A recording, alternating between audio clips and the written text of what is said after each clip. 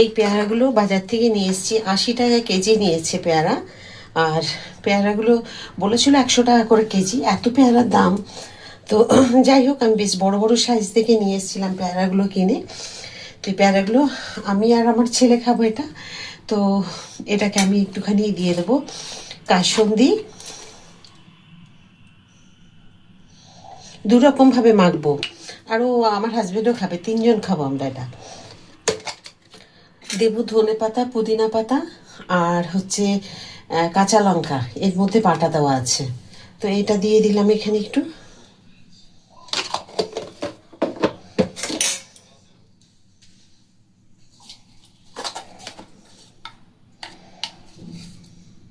একটু দিয়ে দিলাম বিট নুন,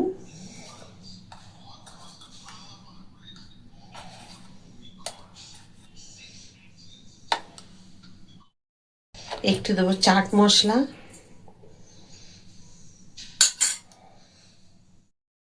এটা খুব সুন্দর করে মাখিয়ে নেব।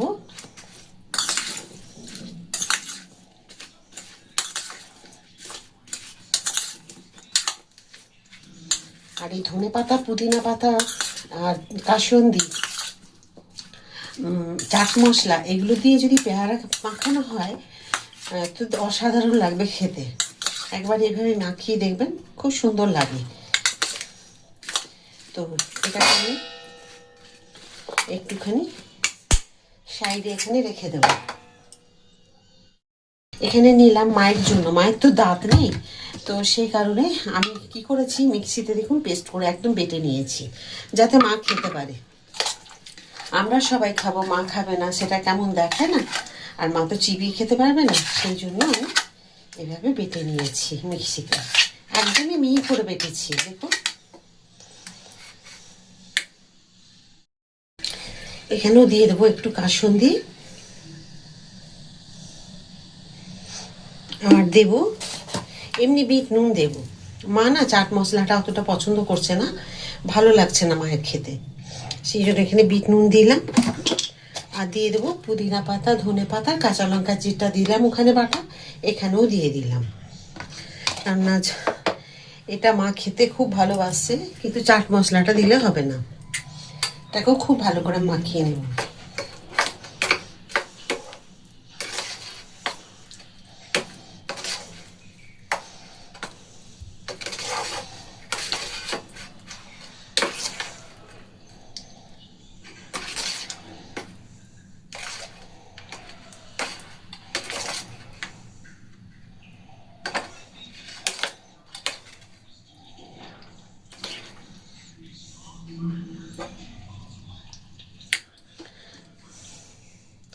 উপরে আর একটু দিয়ে দিলাম, ব্যাস।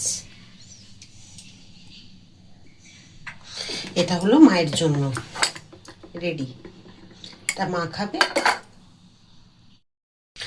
মায়ের এটাকে সাইডে সরিয়ে রাখলাম।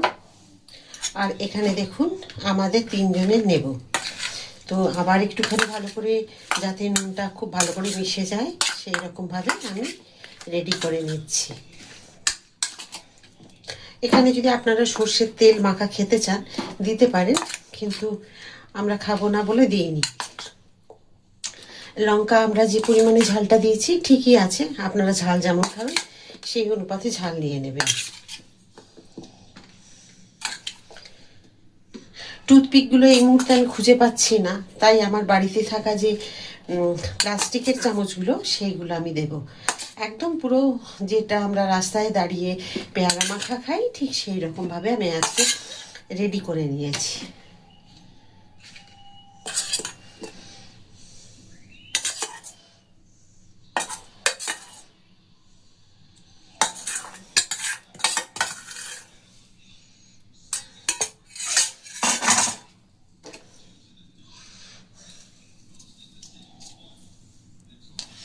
এই যে দেখুন এখানে দিয়ে দিলাম, এটা দিলাম, আরেকটা চামচ বের করতে ভুলে গেলাম, আমি এটা দিয়ে খেয়ে নেব। কেমন হয়েছে বলুন আজকের পেয়ারা মাখা? খুব সুন্দর হয়েছে। এটাও আশা করি ভালো লেগেছে, আমি যেটা মায়ের জন্য রেডি করেছি। মা কাসুন্দি খেতে ভালোবাসে বলে একটুখানি কাসুন্দি দিলাম। দেখুন পেয়ারা মাখা হাতে নিয়ে নিয়েছি। আশা করি আজকে পেয়ারা মাখা আপনাদের সকলেই ভালো লেগেছে। যদি ভালো লাগে একবার অবশ্যই এভাবে মাখিয়ে খান, খুব ভালো লাগবে। তো আমি একটা খেয়ে দেখি কেমন হয়েছে।